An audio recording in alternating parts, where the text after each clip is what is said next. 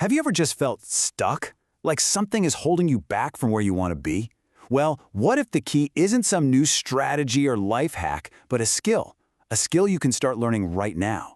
We're about to dig into the core ideas from The Power of Self-Control, and I promise you, this can totally transform your life. So let me ask you a direct question. What's the single biggest thing standing in your way? I mean, really, take a second and think about it. Is it your job, your boss, maybe a lack of money or opportunity? Well, the book we're exploring today makes a pretty bold claim. It says it's none of those things. The real problem isn't something out there in the world that you have to fight. The biggest obstacle, the biggest enemy you'll ever face is the one right inside your own head. It's your own uncontrolled mind. Now, that's a powerful, maybe even uncomfortable idea, but it's the one we're going to tackle head on. So let's just frame it like that. Think of your uncontrolled mind as this inner enemy, something that is constantly trying to sabotage you and pull you off course. And look, the book is brutally honest about this. As long as you are a slave to your emotions, your anger, your fear, your laziness, nothing external is going to work. No planner, no expensive course, not even a really good book can fix things. You have to win the battle inside first. So what does this battle even look like in real life? Well, it's kind of like there are two completely different roads your life can go down, depending on who's in the driver's seat. On one side, you've got a life where your mind, your impulses, are driving. That's the land of, I'll start tomorrow. It's where you're just floating on whatever emotion you feel, instantly reacting to every little thing. But on the other side, that's a life where you are in control. It's a huge shift from impulse to intention, from just reacting to thoughtfully choosing how you respond. And the choice couldn't be more stark. If you follow every whim, every random thought, it leads to chaos. But if you learn to guide your mind, well, that puts you on the path to where you actually want to go. Okay, so this all brings up a really important question. What does control your mind actually mean? Because it's probably not what you think. Let's completely redefine it. First things first, stop thinking of self-control as some kind of brutal fight, like you're gritting your teeth and just forcing yourself to do something. Think of it more like an invisible steering wheel. You're not forcing the car to go faster, you're just skillfully, calmly guiding it where you want it to go. There's this amazing story that makes this so clear.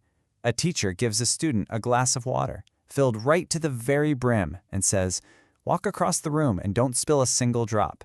To pull it off, the student has to put all of his focus on that glass, ignoring all the noise, all the people, all the chaos around him. You see, the lesson wasn't about the water at all. It was about protecting your inner state from all the outer distractions. And that gives us this new, much more useful definition. Self-control is simply the skill of protecting your inner peace. Because when you're calm and centered inside, you can make clear, conscious decisions no matter what kind of storm is raging outside. Okay, that sounds great in theory, but how do we actually do it? This next part is all about the practical stuff, the tools you can literally start using the second this is over. So, let's look at this story of a trader who is just losing money hand over fist. Why? Because his decisions were 100% emotional. Fear made him sell at the bottom, and greed made him buy at the top. His entire life changed when he started asking one simple question before every trade.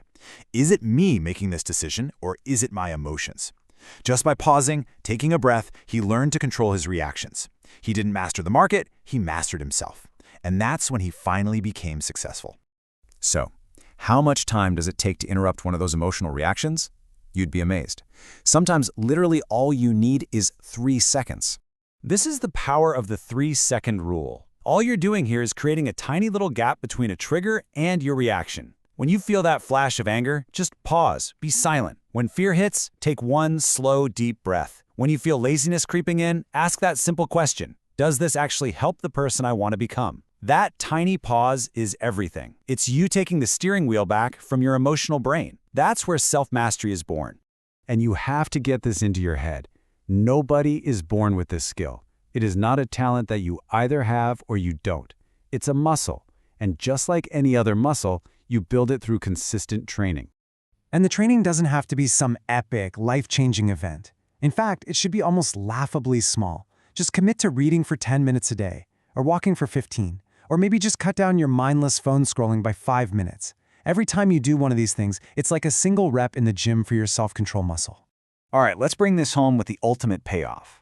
We usually think of control as something restrictive, like being in a prison.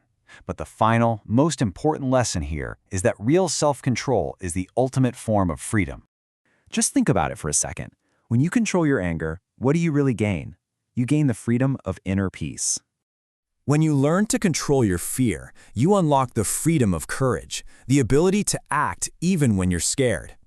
And when you control laziness, you get the most valuable freedom of all, the freedom to actually build the future you say you want. So no, this is not about putting yourself in a cage. This is about you finally taking the driver's seat.